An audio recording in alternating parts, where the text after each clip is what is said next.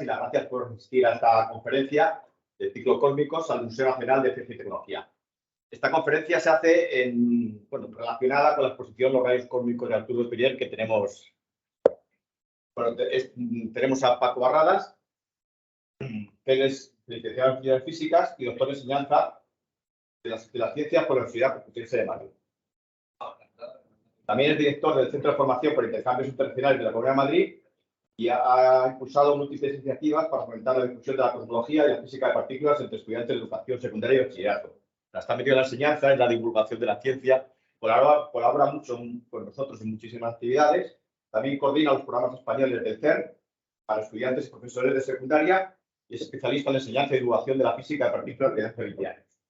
Bueno, esta fundamentalmente es comisario de la exposición de Arturo Pirier, la forma parte en el desarrollo de la exposición y la organización y demás.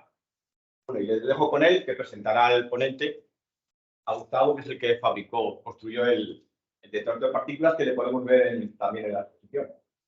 Exactamente. Pues gracias y os dejo con Paco. Muchas gracias, Ignacio.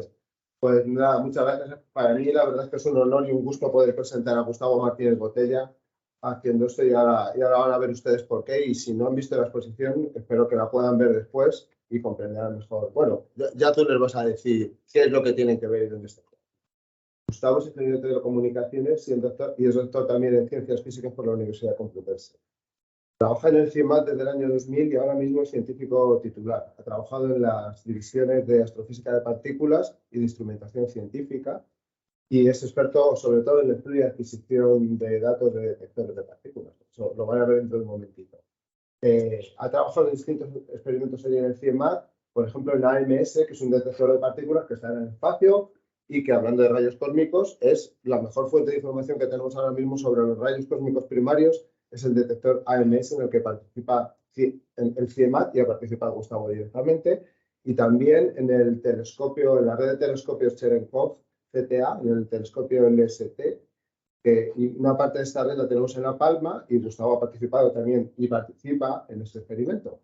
Y además de eso, además de trabajar ahora en la red CTA, está desarrollando ya los que serán la nueva generación de detectores de partículas, porque si nos creemos que nos hemos quedado en AMS, no es así. Seguramente tenéis planes diabólicos para ir por ahí. Bueno. El motivo exacto por el que Gustavo está aquí, aparte de que evidentemente os acabo de demostrar, esto es un detector de rayos cósmicos y Gustavo es experto en detectores de partículas, es porque Gustavo está en el fondo metido en este detector desde el principio, desde antes de que existiera este detector y la exposición. Este detector lo conocimos por primera vez en el CERN en un curso para profesores. Bueno, la parte más sencilla de este detector, evidentemente no lo voy a describir ahora, era una especie, digamos, ahora podría parecer un prototipo. Esos son dos bandejas de 8 tubos Geiger, pues nosotros teníamos uno con 2 tubos Geiger, uno solo. Y Gustavo fue tan amable de venir a dar un curso para profesores de la Comunidad de Madrid, profesores de física y de tecnología y de todas las asignaturas que habían estado antes en el CERN, y Gustavo les iba a enseñar cómo funcionaba eso y qué hacer con los datos. Y entonces luego se nos ocurrió, al principio, no al principio, porque vimos la luz más tarde y dijimos, la persona apropiada para hacer un detector para la exposición, porque siempre creímos que una exposición como esta iba a ganar mucho si al hablar de rayos cósmicos había un detector de rayos cósmicos que estuviera funcionando allí en directo. Gustavo se ha comprobado después que era una elección completamente obvia, porque miren qué preciosidad ha hecho. No es broma, luego lo ven a Cris y da gloria a verlo, como diría mi madre. No solo eso, sino que ha aportado, aparte de la profesionalidad de un constructor profesional de detectores de rayos cósmicos, otras partes. Por ejemplo, tiene unas connotaciones musicales que tú no los explicas. Sí, ahora comentaremos. Entonces, es mejor que yo ya no diga más. Y nada, Gustavo, todos tuyos. Muchas gracias, Francisco, por la presentación, y muchas gracias también por haberme propuesto este proyecto tan bonito, y muchas gracias también por tu entusiasmo, que creo que es algo que te caracteriza, ¿no?, en todas las cosas que emprendes. Quería también dar las gracias al personal del museo, a Rosa Martín, a Ignacio de la Lastra, a Alfonso Osorio, por su ayuda y por el trato recibido en todo momento. Y quería también dar las gracias a Javier Álvarez de Line Notes, que fue quien desarrolló el montaje visual, que luego veremos. Y finalmente, agradecer a algunos compañeros del CIEMAT su ayuda, sus preguntas, sus comentarios, su interés por el proyecto. Carlos Díaz, Carlos Delgado y Jesús Marín. Bueno, voy a empezar ya la exposición. El objetivo de la charla es explicaros cómo funciona el detector de la exposición. Si habéis visto la exposición, pues ya tenéis una ligera idea de cómo funciona, pues dar algunos detalles más de su funcionamiento, y para ello tendré que introducir algunos conceptos que probablemente se hayan dicho ya en este ciclo de cósmicos, pero que es importante, yo creo, que revisar hoy. Y también hablaré de las tecnologías actuales para la detección de rayos cósmicos que se utilizan en experimentos científicos reales. Entonces, bueno, voy a empezar por la tabla periódica de los elementos, que es una tabla que todos conoceréis y que es una tabla de átomos que podemos encontrar en la naturaleza, y son cosas que podemos ver y tocar. Podemos el hidrógeno, el hierro, el aluminio, el silicio, el oxígeno, el carbono, son cosas que podemos tocar. Y podemos preguntarnos, ¿son estos los elementos fundamentales de la materia? Pues a pesar del nombre de la tabla, estos no son los elementos fundamentales de la materia. Sabemos que los átomos están formados por un núcleo que contiene protones y neutrones, y una nube electrónica, una nube de electrones que está alrededor del núcleo. Bueno, podemos preguntarnos otra vez, ¿son estos los elementos básicos de la materia? Pues tampoco son. Bueno, los electrones sí, pero hay todavía un paso más, y los elementos fundamentales de la materia que conocemos son los que se muestran en esta tabla, que es la tabla que describe el modelo estándar de partículas elementales, que es una teoría que, como digo, describe cuáles son los componentes fundamentales de la materia que conocemos y que se ha demostrado experimentalmente con muchísima precisión en las últimas décadas. Y entonces en esta tabla ya podemos identificar los protagonistas de hoy. Los electrones, que son los responsables de la corriente eléctrica, es decir, todos los aparatos que conocemos, que utilizamos en nuestra vida cotidiana, funcionan gracias a electrones, a corrientes de electrones. Los muones, que se producen en la radiación cósmica y que son fundamentalmente electrones con más masa, y veremos cómo se producen y cómo se detectan. Y los fotones, que son los responsables de la interacción electromagnética. ¿Y esto qué es? Los fotones son mensajeros de energía y nos van a servir para transmitir información de forma natural y de forma artificial. Entonces, vamos a fijarnos un poquito más en los fotones. Aquí podéis ver el espectro electromagnético, y bueno, os podéis preguntar de qué está hecha la luz, o de qué está hecha las ondas del wifi, o de qué están hechas las ondas por las cuales oímos la radio o vemos la televisión, ¿no? Y están hechas de fotones. Las ondas que utilizan los aparatos de radio, los teléfonos móviles, el wifi, el horno microondas, el radar que nos pone multas, las radiografías, no son otra cosa que flujos de fotones. Y los flujos de fotones pueden ser de mayor o menor energía, porque las ondas, como sabéis, llevan un estado de oscilación, y son esos fotones oscilando a diferentes frecuencias lo que caracteriza las diferentes ondas, incluida la luz, que también es una onda que nosotros podemos detectar. Entonces, si os fijáis bien, cuanto mayor es la frecuencia de oscilación de la onda, mayor es la energía de los fotones que definen esa onda, ¿no? Y los rayos X y los rayos gamma, que lo tenemos en la parte más energética, tienen una propiedad muy interesante, y es que pueden cambiar el estado de la materia. Entonces, si profundizamos un poquito más en esa radiación, Los rayos X y los rayos gamma son radiación ionizante. Eso quiere decir que son capaces de interaccionar con los átomos y cambiar ligeramente su estructura. La ionización consiste en que una radiación que incide en un átomo puede desligar un electrón que está unido al átomo y convertirlo en un electrón libre. Y es una forma de generar carga libre y generar corriente electrónica a partir de los fotones incidiendo en la materia. Y esto lo vamos a aprovechar para poder detectar la radiación de alta energía.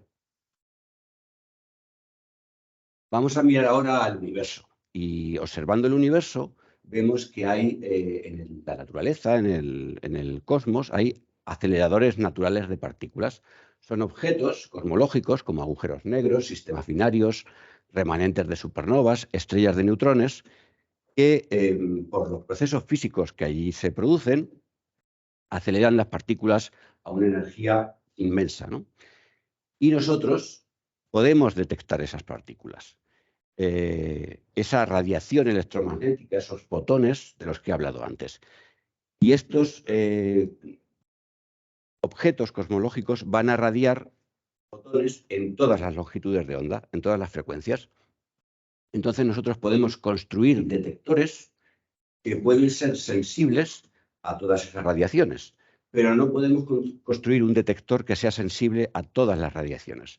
Tenemos que construir detectores que sean sensibles a un rango de longitudes de onda o un rango de frecuencias.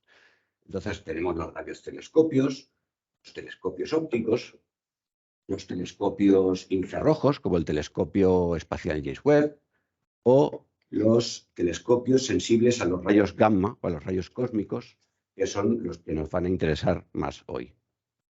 Por tanto, un mismo objeto cosmológico, por ejemplo, la nebulosa del Cangrejo, que es un remanente de supernova que está a 6.000 años luz de nosotros, podemos verlo en diferentes longitudes de onda. Y aquí tenemos las diferentes imágenes que podemos obtener en función del instrumento que utilicemos para ver este objeto.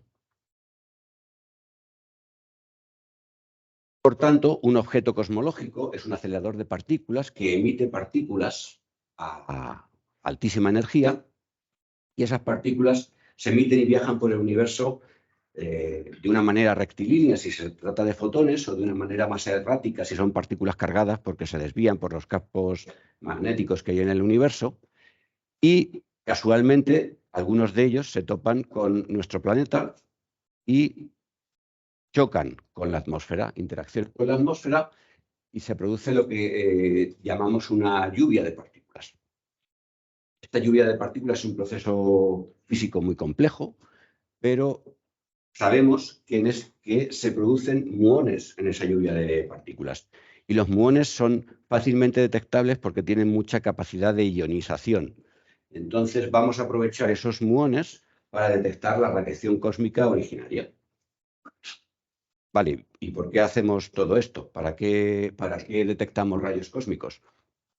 Pues porque nos sirven para observar el universo en ese rango de energías, porque nos dicen cosas de la física fundamental, de la física de partículas, del modelo estándar, y de cosas que están más allá, que no conocemos y que podemos descubrir, porque las tecnologías que utilizamos para detectar rayos cósmicos se pueden utilizar en otros campos, por ejemplo en la física médica, y porque la ciencia que hacemos ahora puede tener aplicaciones a largo plazo. Y si no, pensad, hace cientos de años, una persona o algunas personas se preguntaron si la Tierra giraba alrededor del Sol o el Sol giraba alrededor de la Tierra, pero no pensaban que eso tuviese a lo mejor ninguna aplicación. Y fijaos ahora qué aplicaciones ha tenido ese descubrimiento hace cientos de años, ¿no? Vale, entonces podemos detectar la radiación ionizante y podemos hacerlo de muchas maneras, pero siempre vamos a utilizar una técnica o un conjunto de técnicas que son comunes a todos los detectores de partículas. Vamos a tener un sensor donde incide la radiación y se produce una interacción electromagnética. Y entonces, como hemos visto antes, tenemos electrones libres, carga libre. Eso produce una corriente eléctrica. La corriente eléctrica va a contener la información de la radiación original.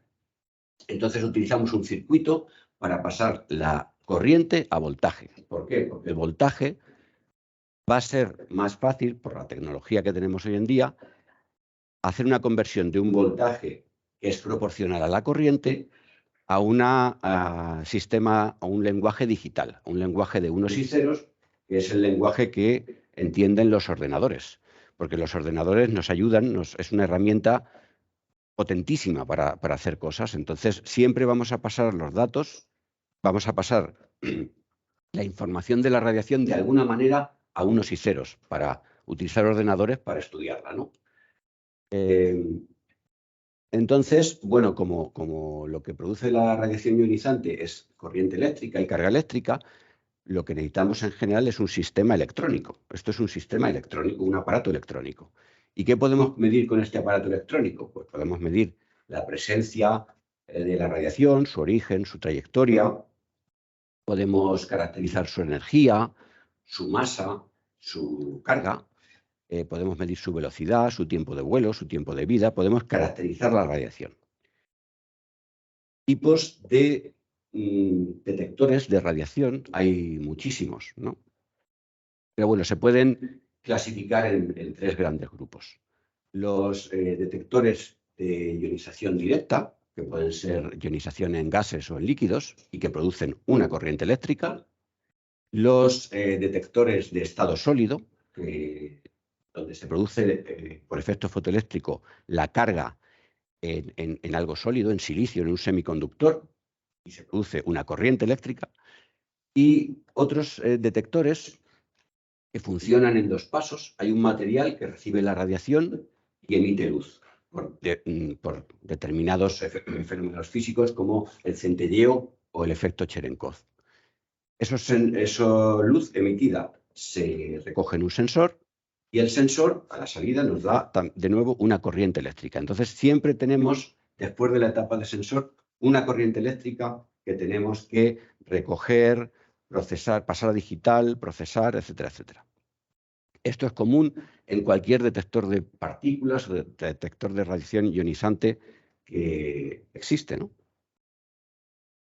Y era así también en los detectores que diseñaba y que utilizaba Arturo Dufresnier, que fue un pionero en la investigación de la radiación cósmica. Y estamos hablando de un científico que desarrolló su actividad en la primera mitad del siglo XX. Entonces, la tecnología que había en aquel momento pues era una tecnología electrónica que estaba empezando, era como la prehistoria de la electrónica o la primera historia de la electrónica, y él utilizaba de forma pues muy ingeniosa y muy interesante unos detectores gaseosos que se llaman tubos Geiger y que ahora veremos cómo funcionan. Y entonces combinaba tubos Geiger de tal forma que los disponía de forma vertical, y cuando había señal, corriente eléctrica en todos los tubos Geiger que estaban colocados en vertical, podía concluir, podía saber que una partícula de la radiación que se medía en aquel momento en el cielo y que todavía no se sabía muy bien qué era, había pasado por el detector.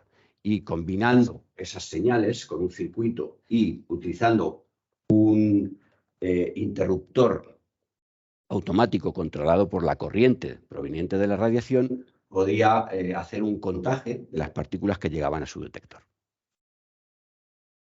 Bueno, pues vamos a ver un poquito más en detalle cómo funcionan estos tubos Geiger, que son tubos, efectivamente, son cilindros, un cilindro exterior y un hilo central, que están hechos de conductor y que están sellados, y dentro tenemos un gas que se puede ionizar por la radiación incidente. Y entonces, en los dos electrodos que forman la pared del cilindro y el conector y el hilo central, pues aplicamos una diferencia de potencial, es decir, un campo eléctrico. Cuando la radiación entra en el tubo, porque la radiación puede atravesar la pared del tubo, genera, por ionización que hemos visto antes, un un electrón libre. Y ese electrón libre, por efecto del voltaje de polarización, viaja hacia el hilo central y viaja con mucha velocidad porque la tensión es muy alta. Entonces, en su viaje gana mucha energía y es capaz de generar nuevos electrones por ionización. O sea, el electrón original genera nuevos electrones. Y eso es un efecto multiplicativo, un efecto de avalancha, que se suele llamar, que produce que el tubo se descargue completamente. Hay una ionización generalizada en el tubo y obtenemos una corriente muy considerable, una corriente grande, en base a un único fotón que ionizó un átomo.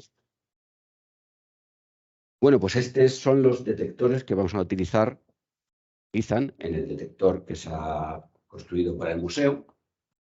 Y cuando nos preguntamos cómo hacer un detector para esta exposición, pues teníamos algunas premisas, ¿no? Teníamos la premisa de que nos permitiese detectar los muones cósmicos y que permitiese detectarlo también con los sentidos humanos, con la vista y con el oído.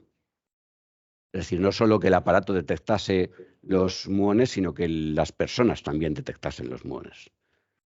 También otra premisa era utilizar tubos Geiger, como utilizó Arturo Duperier. Bueno, no era una premisa, fue una decisión que tomamos porque nos pareció interesante. Utilizar la misma tecnología que utilizó Arturo Duperier hace 80 años, ¿no? O más. Y otra premisa era obtener una tasa de datos apropiada para una exposición, para que una persona que visite la exposición pues pueda llegar y ver unos cuantos muones, ¿no? Sin pasar todo el día mirando el detector. Entonces, debíamos tener un muón detectado cada pocos segundos, ¿no? Y esas fueron nuestras premisas para diseñar el detector. Bueno, pues una posibilidad, como ya ha introducido Francisco, podemos disponer dos bandejas de tubos paralelos, una bandeja superior y una bandeja inferior, y podemos detectar coincidencias temporales de activación en parejas de tubos con una separación en la vertical. De tal forma que, detectando todas las posibilidades de combinaciones de dos tubos, podemos detectar muones que vienen en la vertical, como hacía Arturo Duperier, pero también podemos detectar muones que vienen en otros ángulos, combinando e identificando qué parejas de tubos se han activado simultáneamente. Y para detectarlo por parte de una persona, pues pensamos que sería divertido o interesante también asignar una nota musical a cada tubo. Entonces, podemos asignar notas musicales a los tubos de arriba, notas musicales a los tubos de abajo, de tal forma que cuando se detecta una partícula y se activa una pareja de tubos, se reproduce un intervalo musical que identifica el ángulo de incidencia en el detector, de tal forma que trazas verticales, que son más comunes, van a hacer que se reproduzcan intervalos musicales más armónicos, y ángulos más extraños de incidencia van a producir intervalos musicales disonantes. Y eso nos da también una idea de cómo funciona la radiación cósmica, porque las trazas verticales son más frecuentes que las trazas oblicuas. Entonces vamos a oír más intervalos armónicos que intervalos disonantes. Bueno, y como nosotros queremos construir un detector de partículas, pues vamos a utilizar el esquema con el que se construyen los detectores de partículas de experimentos científicos a nivel de ciencia puntera, ¿no? Y entonces vamos a replicar este diagrama de bloques, que es el que se utiliza en los experimentos de verdad, digamos, ¿no? Y lo que vamos a detectar, como he dicho antes, es la activación simultánea de parejas de tubos. Y eso, ¿qué información nos va a dar de la radiación? Pues nos va a decir el tiempo en el que pasó y el ángulo de incidencia. Profundizando un poquito más en el diseño del detector tenemos este diagrama de bloques. Estas son las partes del detector, ¿no? Los diferentes elementos. Los tubos Geiger, por supuesto, un circuito que nos dé el alto voltaje para permitir que el tubo Geiger funcione bien, unos detectores o adaptadores de señal analógica a señales digitales, porque sabemos que queremos señales digitales para procesar los datos con un ordenador, un detector, un circuito lógico que permite detectar la activación simultánea de los tubos y un ordenador que gestiona los datos, activa los sonidos, se comunica con el ordenador que activa el sistema de visualización, que ahora veremos, y estos van a ser nuestros elementos. Bueno, pues una vez que tenemos el diseño conceptual, pues hay un trabajo de diseño y de construcción, ya para construir nuestro detector. Entonces, ¿qué actividades? Pues tienes que construir los circuitos, construir esas tarjetitas verdes que llevan dentro los ordenadores, tienes que diseñarlos y construirlos, tienes que identificar los componentes que necesitas, tienes que soldar los componentes en la tarjeta verde que los interconecta, ¿no? Porque eso es una tarjeta de interconexiones. Pues tienes que hacer la soldadura, tienes que hacer el montaje mecánico, tienes que programar el circuito lógico que permite detectar las coincidencias, tienes que programar el programa de más alto nivel que gestiona los datos, tienes que hacer pruebas de que todo funciona y tienes que calibrar algunos parámetros del detector para que al final el detector esté listo para operación y para instalar en el museo. Y bueno, pues así es como nació CRIS, después de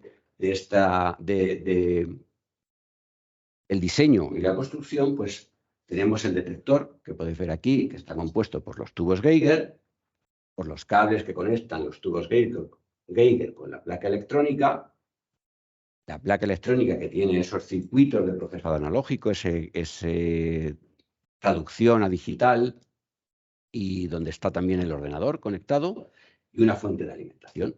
Estos son los elementos que hemos visto antes en el diagrama de bloques. Bueno, un poquito más, viendo un poquito más de cerca la placa, esta placa de circuito impreso que hace las conexiones entre todos los componentes. Esto es algo que no se puede ver tan bien en el detector ya montado. Pues tiene este aspecto. Tenemos los 16 conectores de los 16 tubos, donde se conectan las señales que vienen de los tubos, los circuitos de tratamiento de señal analógica y de generación del alto voltaje, y los circuitos también de traducción a una señal digital, el circuito lógico y el ordenador. Y una parte de alimentación, ¿no? de traducir la alimentación y regularla para que los circuitos puedan operar de forma adecuada. Vamos a ver con un poquito más de detalle cómo funciona uno de estos canales de procesado de la señal del tubo, porque de alguna manera es muy parecido a lo que hacía Arturo Duperier también. Tenemos el tubo conectado aquí y sabemos que por la ionización de la partícula incidente tenemos una carga, se libera una carga eléctrica y genera una corriente. Pues esa corriente se retiene en este circuito y se adapta el nivel para obtener un voltaje analógico que en este componente, que es un transistor, lo utilicemos como interruptor controlado por la corriente que viene de la radiación. Es decir, esto no es más que un interruptor. De tal forma que a la salida del circuito, donde tenemos la señal digital, vamos a tener un 1 o un 0 codificado en 2 niveles de voltaje que va a estar controlado por la radiación que llevó. Es decir, que por una partícula que generó una carga eléctrica en un tubo, podemos tener una señal que es o 0 o 1, que es un estado lógico. Y esos estados lógicos son los que entienden los ordenadores. O sea que ya hemos traducido la radiación incidente a algo que un ordenador puede entender, una máquina puede ya entender, ¿no? Entonces tenemos el circuito lógico, que es ya un circuito que funciona de forma digital. Es algo ya parecido a un pequeño ordenador. Y estas señales que transitan de un nivel a otro y que se capturan por el circuito lógico, nos dicen si hay señal o no hay señal. Si conseguimos detectar que dos tubos transitan de un estado a otro en el mismo momento, estamos detectando una partícula de la radiación cósmica, ¿no? Y lo que hacemos en el circuito lógico es establecer detectores de coincidencia de pares. Y tenemos 64 detectores de coincidencia de pares, porque tenemos 8 tubos arriba y 8 tubos abajo, 8 por 8, 64. Entonces, todos estos detectores de pares, cuando detectan esta condición, es decir, que ha llegado un evento, es como lo llamamos, escribe su número de orden en una memoria. Y tenemos del 1 al 64. O sea que ahí ya tenemos, nos está diciendo, ese numerito del 1 al 64 nos está diciendo qué pareja de tubos se ha activado y, por tanto, qué nota musical o qué intervalo musical debe reproducir el detector. Y perdón, estos datos se envían a un siguiente ordenador por algo parecido a lo que eran los módems cuando nos conectábamos a Internet hace años con un módem en casa, ¿no? En vez de tener la fibra óptica, pues hay un pequeño módem en el detector que envía esos numeritos, esa secuencia de números del 1 al 64 al ordenador central de nuestro detector, que es un mini ordenador tipo Raspberry Pi, que es una cosa muy común y muy utilizada por programadores aficionados y también en el mundo profesional. Y programamos ese ordenador, la CPU de nuestro ordenador, con las siguientes funciones. Recibimos los datos del circuito lógico, asignamos un tiempo para saber cuándo nos llegó ese evento, reproducimos los sonidos y enviamos los datos al ordenador de visualización. Y también guardamos los datos en un fichero. Es decir, que después de toda la cadena, tenemos que la radiación cósmica nos ha producido una secuencia de números que nos identifica cómo es la llegada de partículas a nuestro detector. Y los datos, pues, tienen este aspecto. Los datos son ficheros de texto con un número de orden, es decir, el primero, el segundo, el tercer coincidencia que llegó al detector, el número que identifica la pareja de tubos que se ha activado y, por tanto, identifica el intervalo musical que se debe reproducir, el ángulo de incidencia también, la fecha que nos dice nuestro ordenador que le llegó el dato y la diferencia temporal entre el dato con respecto al dato anterior. Entonces nosotros podemos hacer algunos estudios con estos datos, podemos ver la distribución temporal, es decir, estas diferencias temporales con el evento anterior, y podemos ver la distribución angular, es decir, podemos ver cuántas veces se nos ha activado por una traza vertical o cuántas veces se nos ha activado por una traza, una incidencia oblicua, 45 grados, 94 grados. Y, bueno, no vamos a descubrir nada nuevo con esto, porque nuestro detector no es suficientemente preciso como para hacer un descubrimiento. En un descubrimiento se necesitan cosas muy complejas. Pero lo que sí nos dicen estas gráficas, en base a estos datos, es que nuestro detector está funcionando bien, porque eso es lo que esperamos recibir. Entonces, si nosotros analizamos los datos y obtenemos estas gráficas, quiere decir que nuestro detector está detectando la radiación cósmica, efectivamente. Y eso es lo que pasa. O sea, nuestro detector está detectando la radiación cósmica. Vale, pero ahora tenemos que traducir eso a un lenguaje que un humano o a algo que pueda percibir un ser humano, ¿no? Sonidos, luces. Entonces, para los sonidos, pues es un poco lo que he explicado antes. Nosotros tenemos asignado en el ordenador una nota musical que hemos grabado antes con una guitarra eléctrica y la hemos guardado en nuestro ordenador. Y entonces el ordenador sabe que cuando, según el número que le llegue, emite unos sonidos, ¿no? Entonces estamos creando una melodía. Estamos creando una melodía que no controla nadie, lo controla la naturaleza, ¿no? Entonces, se reproducen unos sonidos que van a ser aleatorios. Van a ser aleatorios porque el ángulo de llegada de la radiación cósmica es aleatoria y la diferencia temporal entre eventos también es aleatoria. Entonces, siempre es una melodía nueva. No vamos a tener una partitura. La partitura se está creando en cada momento y lo está creando la naturaleza.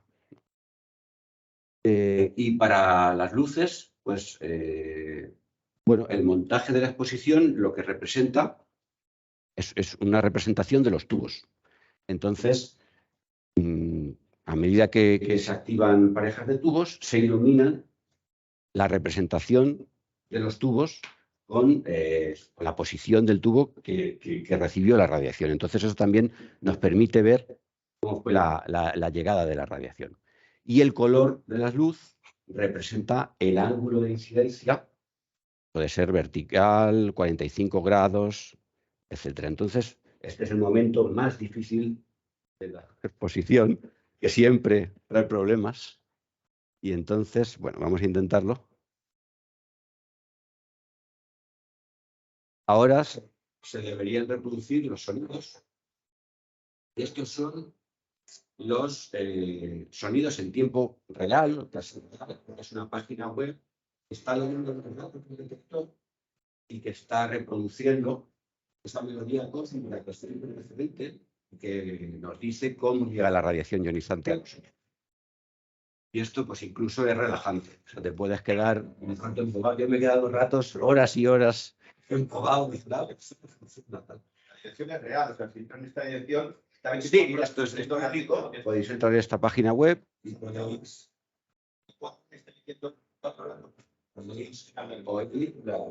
la radiación cósmica.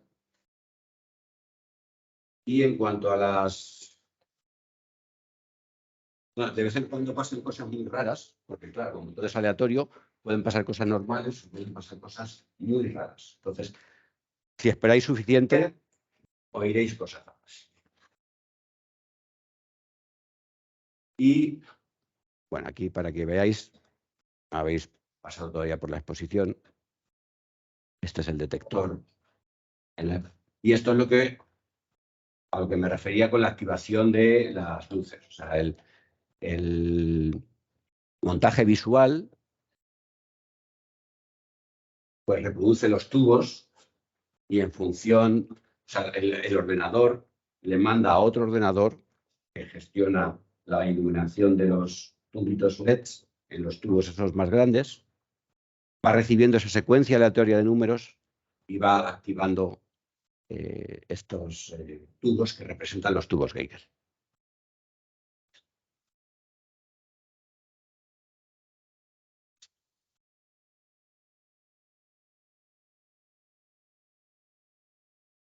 Bueno, esto es un vídeo de YouTube, también podéis verlo libremente.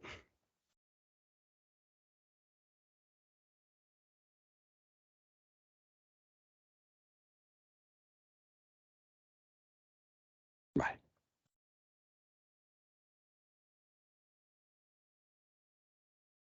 Bueno, pues continúo con la exposición. Voy a pasar ahora a hablar de los experimentos que hoy en día, experimentos científicos reales que se utilizan para detectar la radiación cósmica. Y estos ya sí que pretenden descubrir algo, no pretenden sencillamente demostrar que podemos detectar radiación cósmica. Estos experimentos lo que quieren es ir más allá. Vale, ya sabemos muchas cosas de la radiación cósmica, pero quieren descubrir cosas nuevas. Claro, para descubrir cosas nuevas no puedes hacer un detector sencillo, tienes que hacer un detector muy complicado. Entonces se trata de grandes proyectos internacionales con presupuestos no tan millonarios como otras cosas, pero con cierto presupuesto, en los que trabajan cientos de especialistas en física, ingeniería electrónica, mecánica, aeronáutica, informática, matemáticas. Bueno, también trabaja periodistas o divulgadores o gente que hace una labor administrativa, ¿no? se involucra a mucha gente para poder construir un instrumento que va a ser complejísimo, porque si no construimos un detector muy complejo, no vamos a poder descubrir nada nuevo. Este detector que se ha hecho para el museo lo puede hacer una o pocas personas, pero si queremos descubrir algo nuevo, necesitamos a mucha gente. Y bueno, se utilizan tecnologías existentes hoy en día, pero también se desarrollan tecnologías específicas para construir estos instrumentos, ¿no? Entonces, uno muy representativo, porque fue un hito tecnológico y es también un hito científico, es el detector AMS-02, que ya ha nombrado Francisco, y que está instalado en la Estación Espacial Internacional. Entonces, esto es un instrumento complejísimo y que además opera en el espacio, lo que aumenta todavía su complejidad. Y lo podéis ver instalado en el brazo de la estación, este es el detector, y para que os hagáis una idea de su tamaño, pues estos son los astronautas dándose una vuelta. Y podéis verlo antes de ser lanzado al espacio, en las pruebas de laboratorio, cómo es, ¿no? Son 3 metros de alto y 2 por 2 metros de base. Está lleno de detectores complejísimos y para que os hagáis una idea de la complejidad, si nuestro detector tiene 16 canales, porque tiene 16 tubitos y pesa como 1 o 2 kilos, pues este tiene 300.000 canales y pesa 7.000 kilos. Entonces, realmente es una cosa muy compleja. Otro ejemplo de un detector que se utiliza para detectar la radiación cósmica hoy en día son los detectores en tierra. Y en tierra puedes hacer algo todavía más grande, ¿no? Porque como no tienes que lanzarlo al espacio, entonces se utilizan en este caso lo que se llaman telescopios Cherenkov, que son telescopios que no detectan la ionización de la radiación, sino que detectan la luz que emite esa lluvia de partículas que os enseñaba al principio. Cuando interacciona con la atmósfera, emite una luz mediante un mecanismo, por un fenómeno que se llama fenómeno Cherenkov, efecto Cherenkov, que no voy a explicar ahora mismo aquí, pero tenéis que fiaros de mí. Y bueno, cuando la radiación llega a la atmósfera, emite una luz muy breve que se puede detectar con unos fotosensores muy rápidos.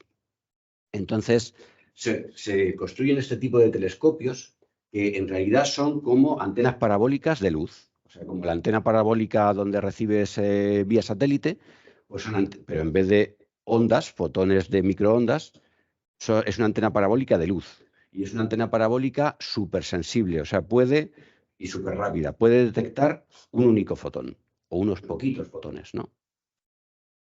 Pues el telescopio, como veréis, pues es un bicho de 100 toneladas, tiene un espejo de 23 metros de diámetro, la distancia focal, es decir, la distancia entre el espejo y la cámara detectora son 28 metros, y puede reposicionarse a cualquier punto del cielo en 20 segundos, un aparato de 100 toneladas.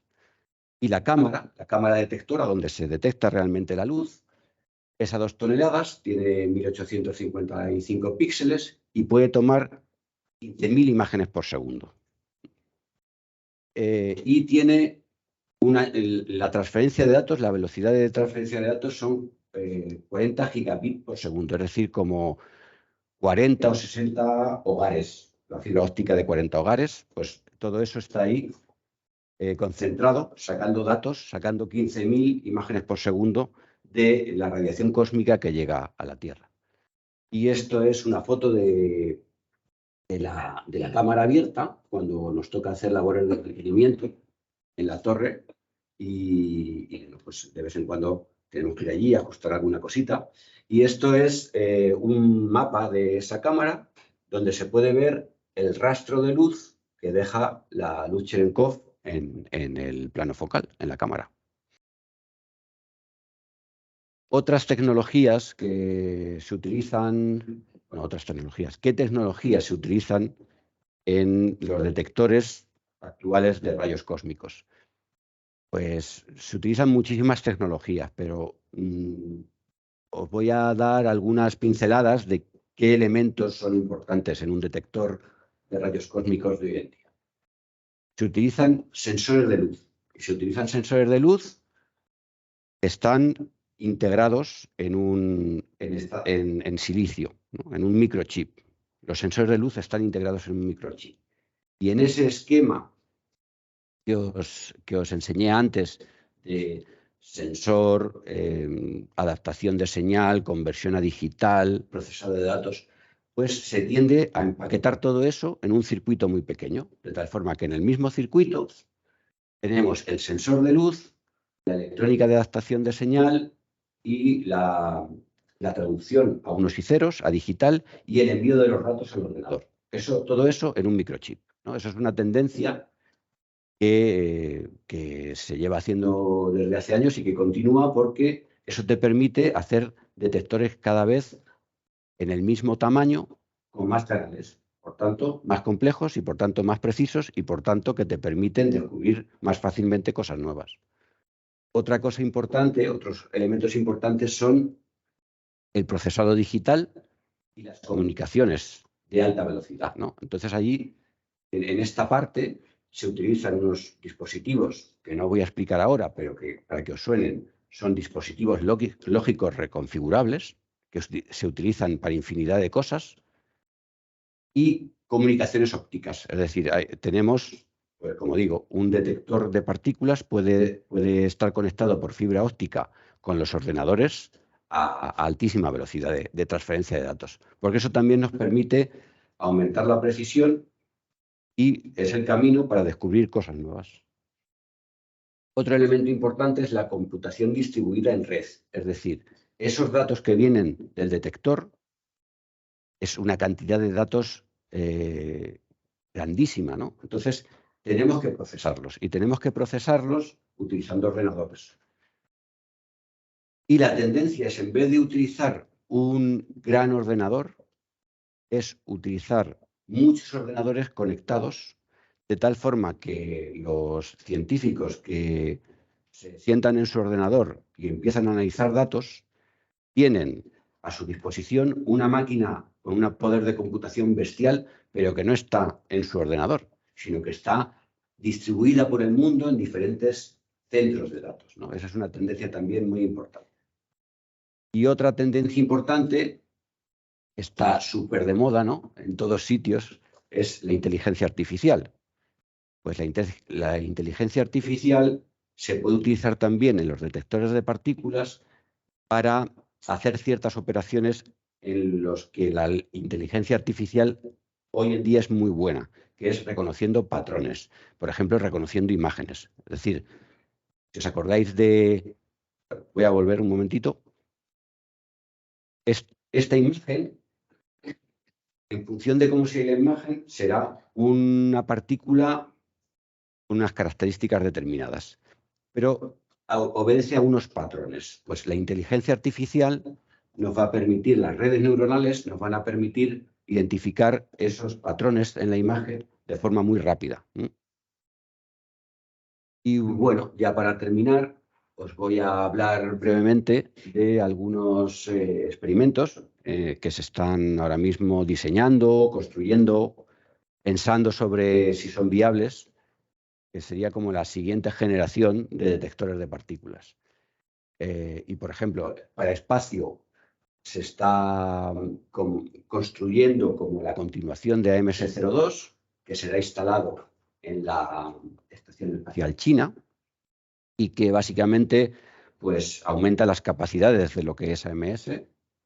En cuanto al telescopio Cherenkov, la tendencia es a construir observatorios que tengan muchos telescopios, de tal forma que esa velocidad de detección y la sensibilidad de detección pues aumenta muchísimo al tener decenas de telescopios interconectados en un mismo observatorio.